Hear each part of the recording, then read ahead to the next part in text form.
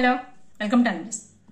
Big Boss house అంటేనే extreme emotions, extreme twists. ఎప్పుడు ఏం జరుగుతుందో కూడా ఎక్స్పెక్ట్ చేయలేం. అప్పటికప్పుడే పాజిటివ్, అప్పటికప్పుడే నెగిటివ్, అప్పటికప్పుడే కొట్టేసుకుంటారు, అప్పటికప్పుడే కలిసిపోతుంటారు. సో అప్పటికప్పుడే నేడుస్తుంటారు, అప్పటికప్పుడే నవ్వుతూ ఉంటారు. సో ఇది అందుకే బిగ్ బాస్ లోని బ్యూటీ అది. సో దానివల్ల అంత అట్రాక్ట్ అవుతాం ఎమోషన్స్ కి. సో ఈరోజు చూడండి, టెనెంట్స్ అంటే కామనర్స్ టెనెంట్స్ ఇప్పటి వరకు ఎప్పుడైనా సరే వాళ్ళు కలిసికట్టుగా ఒక మాట మీద మాట్లాడిన మాట ఏదైనా ఉందా? లేనే లేదు. బట్ ఈరోజు నామినేషన్స్ లోనే అవతల వాళ్ళు వీళ్ళందరినీ నామినేట్ చేశారు కాబట్టి అనుకోకుండా వాళ్ళు ఒక ఐక్యమత్యం వచ్చేసింది. మాలో మేము 100 అనుకుంటా మాట్లాడడం మొదలెట్టారు. అదే కాదు, కర్మ రిటర్న్స్ అంటాం కదా, బిగ్ బాస్ హౌస్ అయితే అది ఇంకా సూపర్ ఫాస్ట్ ఎక్స్ప్రెస్ లో పరిగెట్టుకుని మరి వచ్చేస్తుంటది. సో మన రీతు విషయంలోనే అదే అయిందా? అదే డిమాండ్ పవన్ సిచ్యువేషన్ లోని తనకి అప్పుడు జరిగినప్పుడు వెంటనే రాము విషయంలోనే తను సెల్ఫిష్ గా బిహేవ్ చేసినప్పుడు తను ఏడ్ చేసి అసలు కర్మ రిటర్న్స్ అంటే ఇమ్మీడియట్ గా కొట్టి పడేసింది ఆ రోజు కూడా. ఈ రోజు శ్రీజ ఏడుస్తుంటే ఎందుకు అంత కనెక్టివిటీ రాలేదు? అయ్యో పాపం అని కూడా ఎందుకు అనిపించలేదు?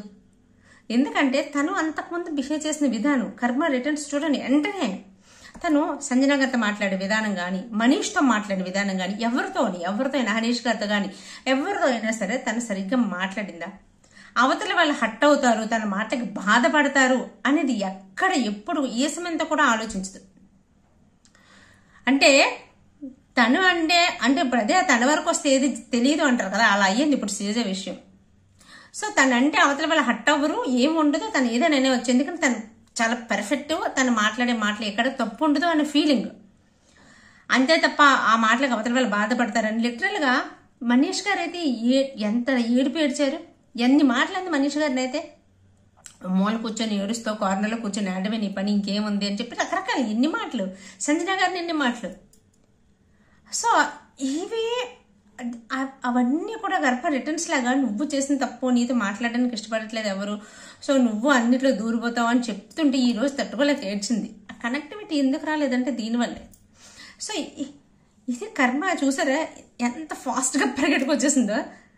అలాగే ఇక్కడ ఎప్రిషియేట్ చేయవలసింది చూస్తే ఇద్దరు, నాకైతే ఈరోజు రీతు తనూజ ఇద్దరు పిచ్చిగా నచ్చారు. ఎస్పెషల్గా చెప్పాలంటే తనూజ అండి.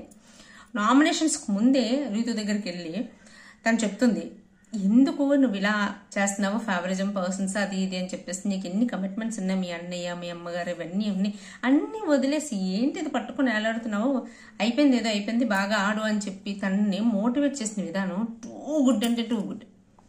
నామినేషన్స్ అయిపోయిన తర్వాత కూడా అంటే డిమాండ్ పవన్ శ్రీజన్ సెలెక్ట్ చేసి సేవ్ చేశాడు కదా, దాని గురించి రీజన్ కూడా మాట్లాడదాం. శ్రీజన్ సేవ్ చేసిన తర్వాత రీతు బాధపడుతుంటే తనూజ వచ్చి అసలు రీతుని మళ్ళీ చెప్పిన విధానం, నేను ఇదే చెప్పాను, ఇందుకే చెప్పాను, ఏమీ ఎక్స్పెక్ట్ చెయ్యొద్దు అని చెప్పేసి, ఏది అలా ఉండొద్దు, నువ్వులా ఉండు అని చెప్పి, సో బాధపడకు, బయట అమ్మ వాళ్ళు చూస్తున్నారని చెప్పి తనని మళ్ళీ మోటివేట్ చేసిన విధానం టూ గుడ్ అండి. సో ఇందాక ఎవరు డిమాండ్ పవన్ శ్రీజన్ ఎందుకు సెలెక్ట్ చేసి రీతుని సెలెక్ట్ చేయలేదు అంటే, సో మనం జనరల్గా అందరం అనుకో ఉండొచ్చు ఏంటంటే, మేబీ అంటే అందరూ అంటున్నారు కాబట్టి రీతుని సేవ్ చేస్తే మళ్ళీ ఫేవరిజం అంటారు కాబట్టి శ్రీజన్ సెలెక్ట్ చేస్తుంటాడు. సో రీతుని సెలెక్ట్ చేసి అనుకున్నా సరే శ్రీజన్ సెలెక్ట్ చేశాడని మేబీ రీజన్ అది కూడా అయ్యుండొచ్చు తన మనసులోది. కానీ లైవ్ లో డిస్కషన్స్ లోని రీతుతో ఏం చెప్తున్నాడంటే డిమాండ్ పవన్, సో నేను టెనెంట్ కదా, అంటే టెనెంట్ కానీ బట్ తన కెప్టెన్ అనే విషయం మర్చిపోయాడా, లేదంటే రీతు దగ్గర అలా కవర్ చేశాడా నాకు అర్థం కాలేదు. ఎందుకంటే నేను టెనెంట్ కాబట్టి టెనెంట్స్ నుంచి ఎవరినో ఒకళ్ళు సేవ్ చెయ్యాలి అనుకుని శ్రీజన్ సేవ్ చేశాను, బట్ నిన్ను సేవ్ చేయాలని నాకు తెలియలేదు, ఐఎమ్ సో సారీ అని చెప్తున్నాడు. సో అది ఎంతవరకు నిజం అనేది కొన్ని రోజులు అయితే తెలుస్తుంది, చూద్దాం. ఎందుకంటే డిమాండ్ పవన్ అటు శ్రీజతో కూడా బాగా చాలా క్లోజ్గా ఉంటాడు. సో శ్రీజ డిమాండ్ పవన్ కి చెప్తుంది కూడా ఏమని, ఈ అమ్మాయి గురించి, ఎవరి గురించి, రీతు గురించి. రీతు నిన్ను స్క్రీన్ స్పేస్ కోసం నేను వాడుకుంటుంది, మసాలా కోసం వాడుకుంటుంది, నువ్వు మరీ మునిగిపోకు అని కూడా చెప్పింది ఆ డిస్కషన్స్ లో. తను నో కూడా చెప్పలేదు డిమాండ్ పవన్. ఇలా జరిగింది వాళ్ళ మధ్య, వాళ్ళిద్దరూ అంత క్లోజ్గా ఉంటారు, చాలా క్లోజ్గా ఉంటున్నారు. సో అయితే అదొకటి. ఇంకొకటి రీతు కంబైక్ అయిన విధానం కానీ తీసుకుని స్పోర్టివ్ గా తీసుకొని నేను తప్పు చేశానని చెప్పేసి మొండిగా ఉండిపోకుండా అక్కడి నుంచి బయటకు వచ్చిన విధానం, ఈ రోజు నామినేషన్స్ లో రీతు మాటల విధానం కూడా టూ గుడ్. శ్రీజతో మాట్లాడిన విధానం, ఆ పాయింట్ టు పాయింట్ తీసిన మాట్లాడిన విధానం అయితే మాత్రం చాలా బాగా ఆడింది.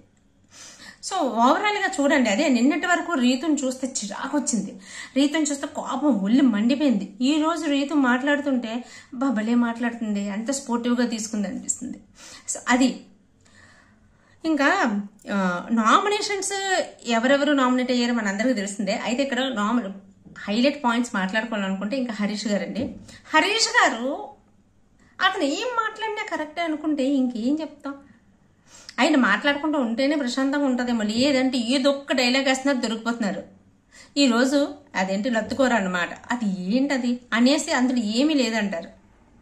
ఎలాంటి మాట్లాడి అనేవచ్చు, ఎంతకైనా మాట్లాడేస్తున్నారు, తక్కువకైనా మాట్లాడేస్తున్నారు. అతనికి నచ్చలేదు అంటే మాత్రం ఆ పర్సన్ని ఎంత కిందకి దిగజారిపడేటట్టు మాట్లాడేస్తున్నారు.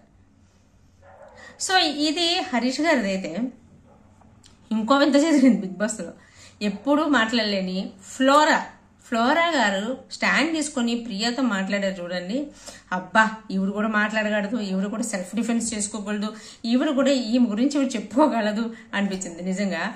కాకపోతే ఈ వారం ఆ ఫ్లోరా గారే అయితే అనిపిస్తుంది. చూడండి మరి ఒక్కసారి చూస్తే నామినేషన్స్లో హరీష్ గారు, ప్రియా, రీతు, రాము, ఇంకెవరు, పవన్ కళ్యాణ్, ఇంకొక స్ట్రాంగ్ కంటెస్టెంటే.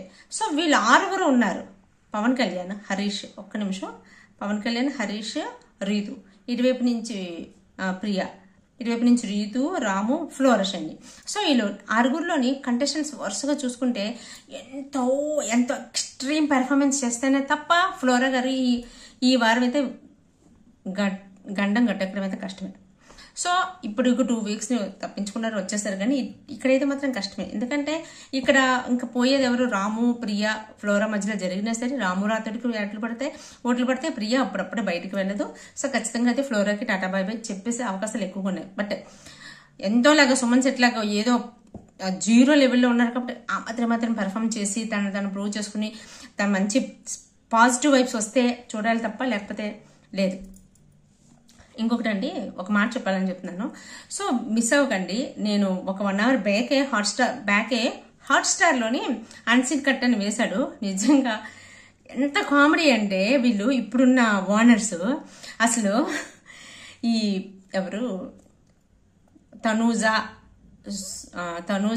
ఇంకా ఆమె ఎవరు సంజన గారు, ఇంకా భరణి, తను ఇమాన్యువల్, అసలు ఏం కామెడీ అండి. నిజంగా పిచ్చిగా ఉంది. మీరు మిస్ అయిపోతే నిజంగా అన్సీన్లో ఉంది చూడండి, నిజంగా ఖచ్చితంగా ఎంజాయ్ చేస్తారు, చాలా బాగా ఎంజాయ్ చేస్తారు. ఇమాన్యువల్ తనూజ నేర్పించిన విధానం, తనూజ వెళ్ళి భరణితో నాన్న అని పిలిచి తీసుకురావడం, అది ఒక ఫ్యామిలీ డ్రామా లాగా అనుకోకుండా ఒక కామెడీ సీన్ క్రియేట్ చేశారు.